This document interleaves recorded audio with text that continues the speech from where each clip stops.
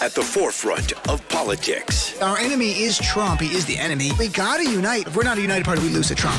On the front lines of activism. There's certain fights, if we don't engage, they win. This is a fundamental question of who we are. And delivering your daily dose of comedy. Donald Trump, when he had his physical, they had his blood pressure, and mine is higher than his. Oh. And the irony is mine is higher because of him. From the blue wave. We flipped. Enough seats to take control of the House. We control the House. To 2020 and beyond. This is the Dean Obeidallah Show on Sirius XM Progress, Channel 127. And welcome to the Dean Obeidallah Show. We're live here Thursday, January 16th. I'm Dean Obeidallah.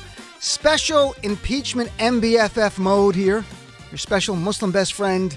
Impeachment time. So much going on. Donald Trump, formally, the trial begins today. The real hearing begins later, but today it really began, and Trump's freaking out. I can only imagine he's getting more and more orange. He probably looks like the world's biggest papaya at this point, just a big orange mass of angriness. In fact, he was. But let's start it out. By the way, Susan Collins said she would likely support a motion to call witnesses. That's what she just said. If you believe that, we're going to talk later about how she's going to ride into the Senate on a unicorn while being having like a dragon behind her or something. Who can believe Susan Collins on anything she says? But in any event, her latest story, she might vote for witnesses. I want to start out formally with the pomp and circumstance, the solemnness and somberness of what happened today as Adam Schiff and the House managers entered the Senate. And there, Adam Schiff, for history, for the record books, read the articles of impeachment. We're not going to play the whole thing. I just want to play first.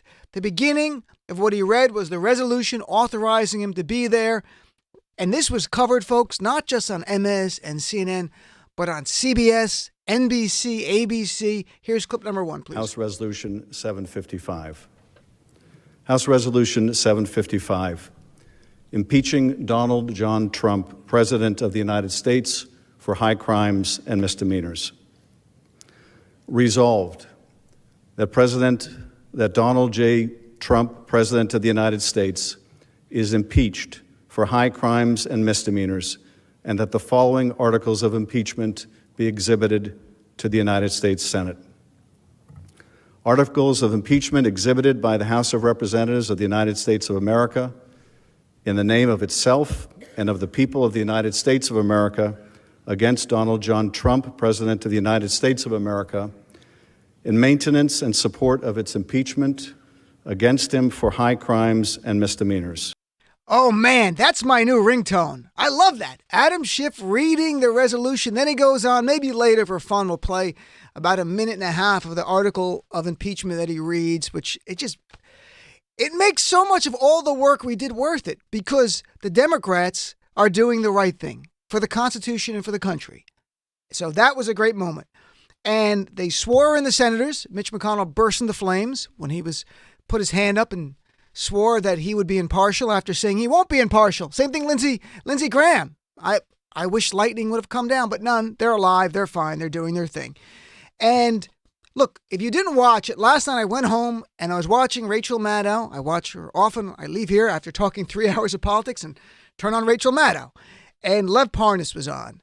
And we're going to talk about that. I'm going to play some clips to break that down a little bit. But even before Lev Parnas, there was a need for witnesses at this trial. After Lev Parnas, it is so important you have witnesses. And I don't know if everything Lev Parnas said is true or not. I can't tell you. The guy's under indictment for being a criminal. But I can tell you this. Let's put him under oath. Let's look at more of the corroborating documents. If there are more, and there are some, we'll go through some of it and see how his story plays out. But here, what's remarkable is we have this discussion about what witnesses should testify. Rand Paul is saying if any witness comes forward for the Democrats is approved, I want Hunter Biden. That's what Rand Paul is saying. He's threatening the Republicans to force them to vote to call Hunter Biden. And he said if a Republican doesn't support Hunter Biden being called, then they'll lose re-election. Call Hunter Biden. I've got no problem with that. Call Hunter Biden and show America that that Donald Trump is fighting corruption one person at a time, beginning in the Ukraine with the son of the leading Democrat against him. Oh, that's completely plausible, right? Only to a Trumper would that be plausible. To everyone else, if you just played what I said to a live audience, they would laugh because it is laughable. And let Hunter Biden talk about it. He got essentially a consulting job, paid a ridiculous amount of money about it. There's no allegation Hunter Biden did anything illegal. There's no allegation that he took money, U.S. government aid from our country that was given to the Ukraine. There's no allegation of anything except that he got a high-paying consulting job on a board that he was either not qualified or qualified for, but they gave him the job, got paid a lot of money. And then somehow that's inherently illegal to Donald Trump and the crony capitalist in his world. But the thing I keep wondering about is why, in all these witnesses they talk about, Bolton, Mulvaney, Hunter Biden, Joe Biden, why is no one talking about calling the person who possesses the most detailed information on everything? And that person is Donald J. Trump. Why are the Democrats not lobbying openly for wanting Donald J. Trump to testify? That's the only, and under oath. I don't mean just talking and tweeting. I mean under oath, under the penalty of perjury, Donald Trump. Because look at the two articles of impeachment. Abuse of power. It says Trump solicited the interference of a foreign government in the 2020 election in pursuit of a personal political benefit. Who knows more about that than Donald Trump? Article number 2, obstruction of Congress, charges Trump with directing the executive branch to not comply with subpoenas. Who knows more about that than Donald Trump? Why did he do it? Trump should testify. In fact, in November, Donald Trump said he was strongly considering sitting down and testifying in the impeachment inquiry. And even before that, in the Mueller hearings, remember during Mueller, he was asked about would he testify. He said, I'm looking forward to it, actually, adding, I would do it under oath. Absolutely. Well, Donald Trump, here's your perfect time. The Senate. It's the trial. The nation will watch. The senators will watch. You can make your case. You can talk about why you asked the Ukrainian president to investigate Hunter Biden. Out of all the people in the world, why Hunter Biden? Make your case for why you stonewall Congress. And just so it's clear, people going like, well, can you make Donald Trump testify? He is the defendant. Folks, there is no legal prohibition to calling Donald Trump as a witness. This is not a criminal trial. The Fifth Amendment only prevents compelling someone to be a witness against themselves in a criminal trial. It's very clear in the Fifth Amendment. It has to be a criminal trial. This is not a criminal trial. There's no chance the Senate can sentence Trump to prison. In fact, the U.S. Constitution states in Article 1, Section 3, the only penalty the Senate can dish out is removal from office of Donald Trump and saying he can never run for office again. That's the only thing he's facing. There's no crime. He can't be indicted, nothing.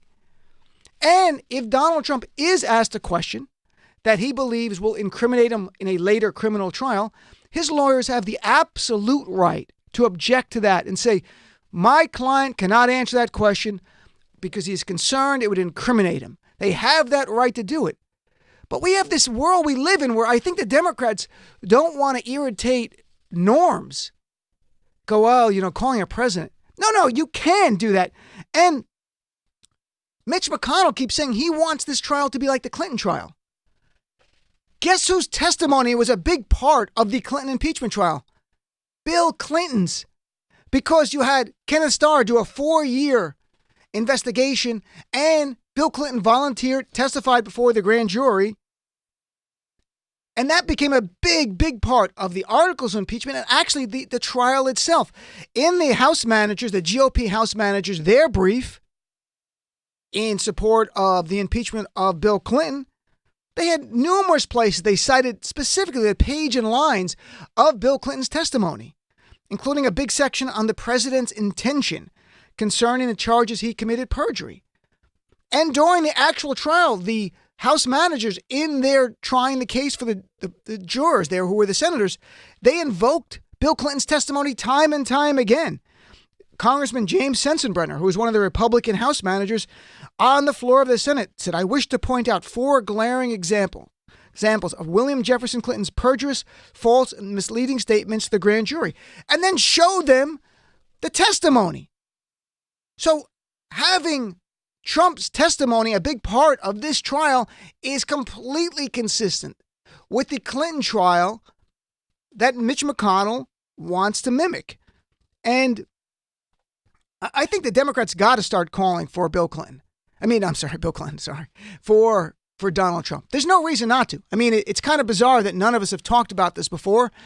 And I spoke to, just to make sure I was correct, because I'm like, maybe I'm missing something. I don't see anything in the Constitution that prohibit Donald Trump being called. And again, we've only had 2 trials before. In the Clinton one, they already had the testimony of Bill Clinton. Andrew Johnson's, they called over 40 witnesses. I could not find out if Andrew Johnson was called. I didn't find it in what I was reading. And I asked Glenn Kirshner, who's going to be on tomorrow night, former federal prosecutor, MSNBC contributor, can you think of any legal impediment, constitutional argument, to bar the calling of Donald Trump? He said no, because that's actually a good strategy. So the Democrats should be pushing now for Donald Trump to testify under oath.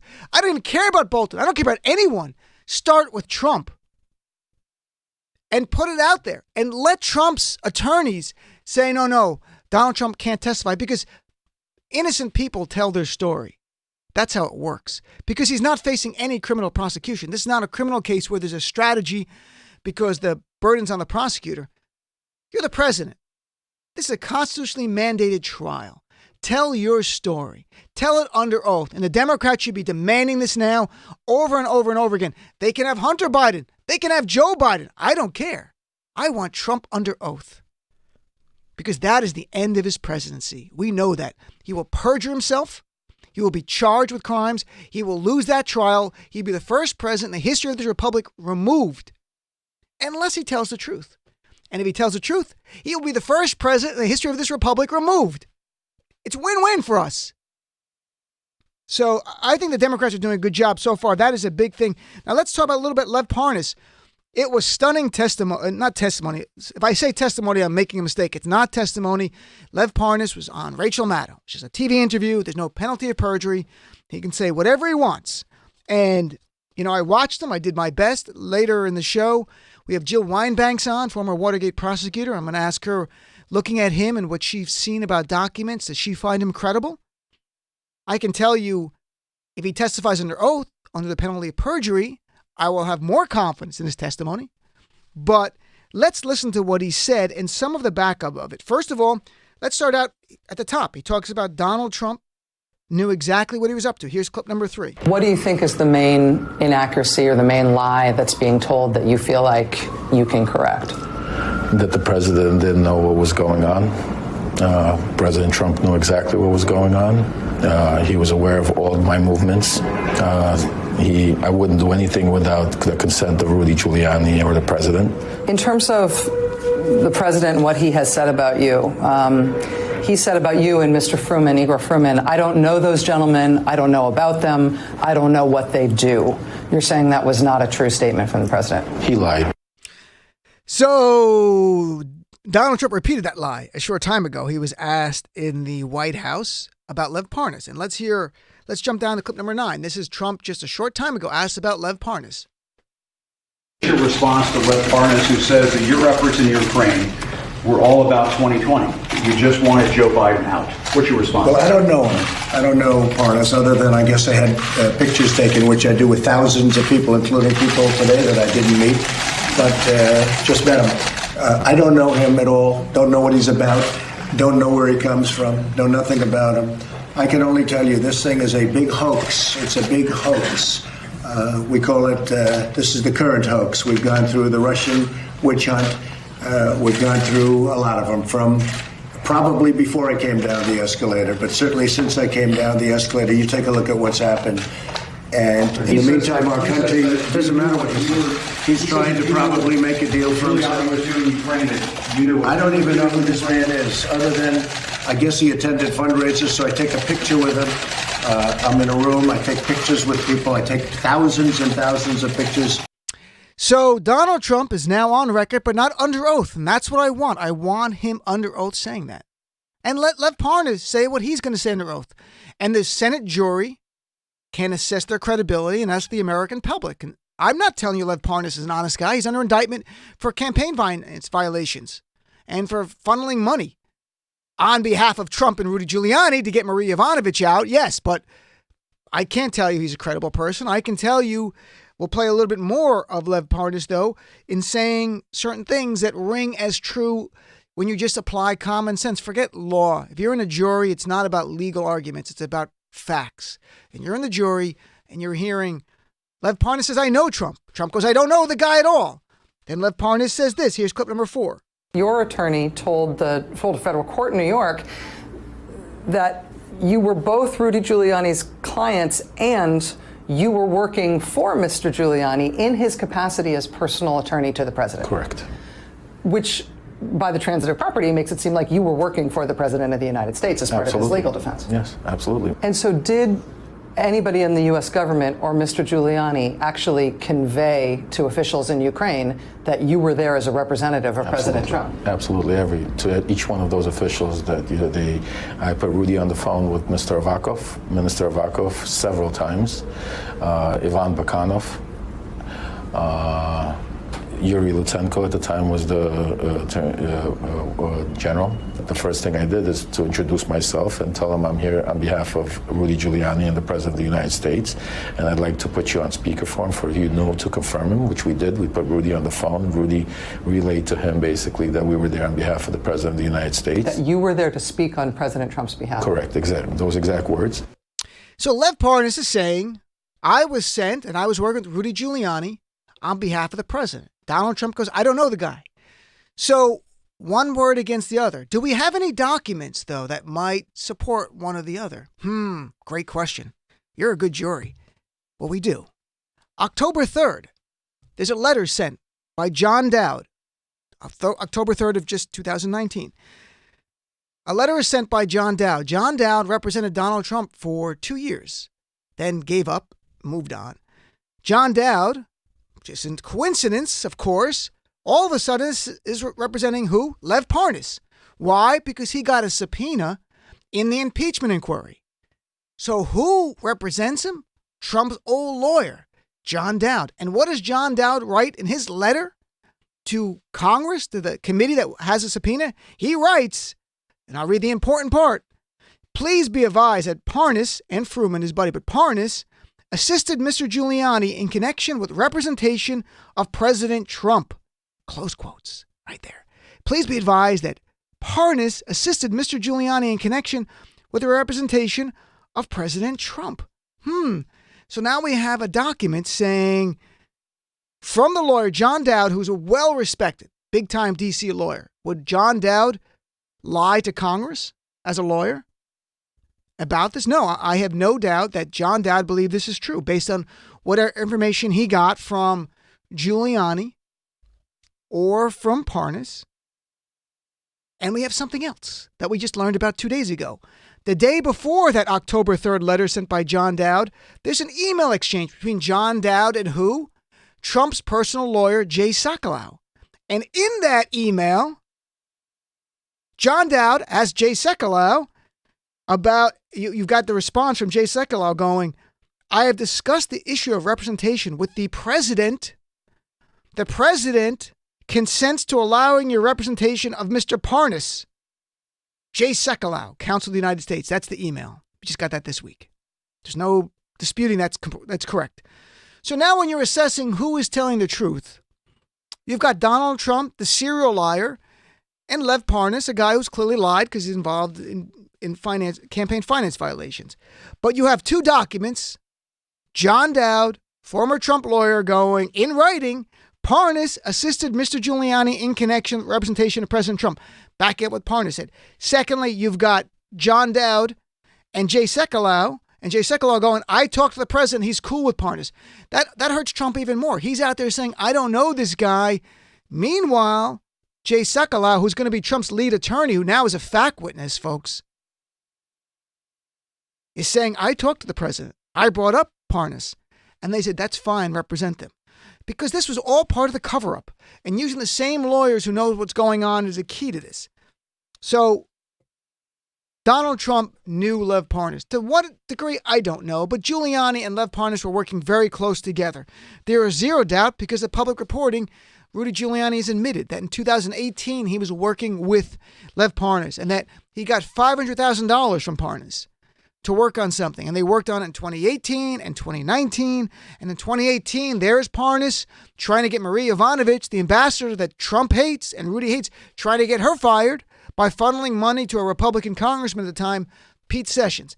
So without making this more detailed and potentially confusing, it's pretty clear what's going on.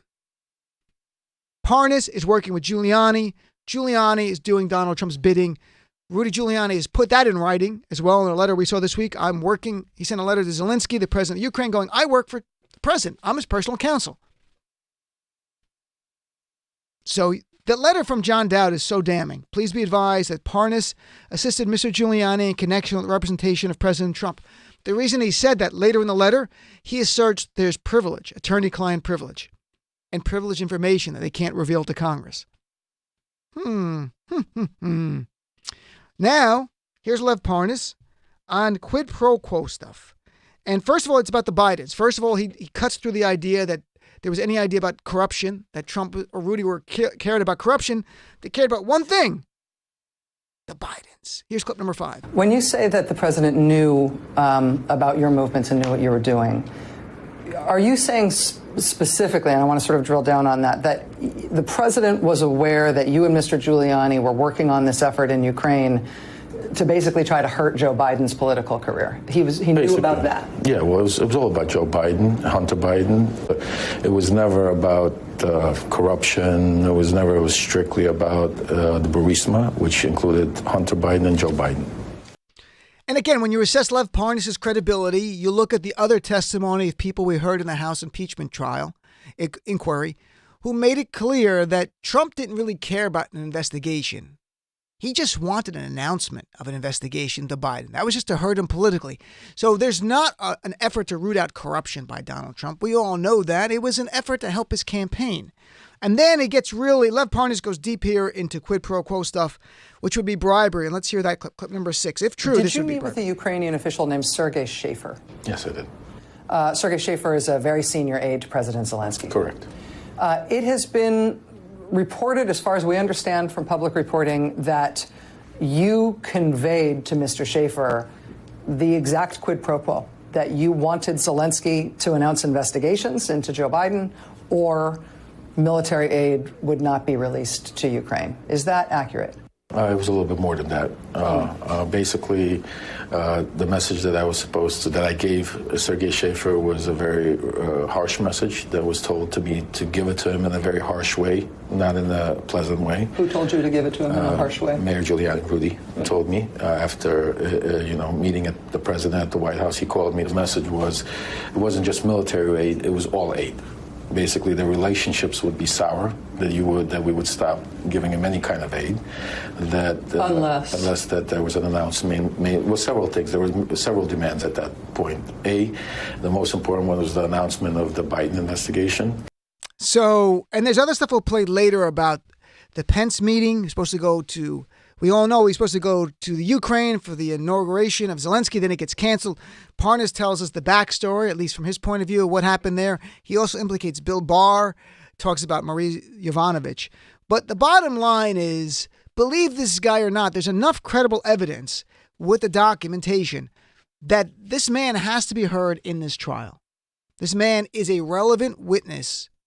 Now, the testimony, if they follow the Clinton model, the testimony of Parnas or of Donald Trump, and that's who should be deposed, or anybody, will not be like in the House. It'll be like they did in the beginning. It'll be behind closed doors. We won't see it.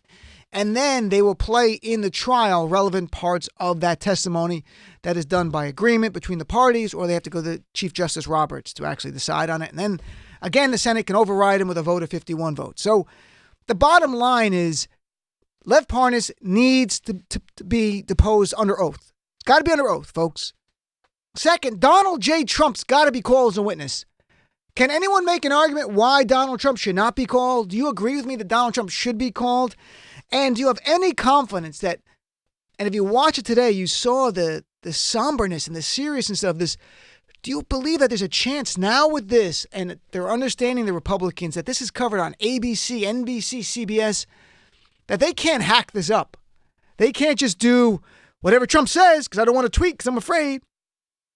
But they have to do the right thing. And the right thing is having witnesses. And if they vote to call Hunter Biden, so be it. That's their choice. There's nothing we can do about that. I want them to call John Bolton, Lev Parnas, and first and foremost, Mick Mulvaney. But first and foremost, Donald J. Trump. Donald J. Trump's got to be called. And just calling for him to be called and saying, we want Trump's testimony, watch the reaction of the other side. And at the very least, it is a bargaining chip to get the other witnesses. But I think the Democrats should be calling for him right now, Donald Trump. How do you not have him? He knows everything. And again, this is not a criminal trial. You can call him. In a criminal trial, if you're a criminal defendant, the prosecution cannot call you. Only your own attorney can call you. And it's got by your agreement, of course. So the defendant has to agree. This is not a criminal trial. There's no loss of liberty involved. There's no financial punishment. They can argue all they want. There's nothing here. You can testify.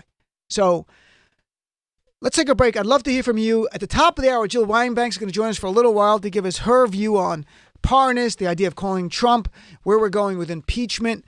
Do you think the Republicans care at all how this plays out? A lot of us are counting on the fact they actually care how history will judge them, how Americans in other states will judge them. Do you think they care because they know their base just loves Trump? And that's the question that bounced around in my head, and I don't think the media is asking that enough. 866-997-4748. Give me a call right here on the Dean Obeidallah Show. Be right back. You're my guest at the top of the hour.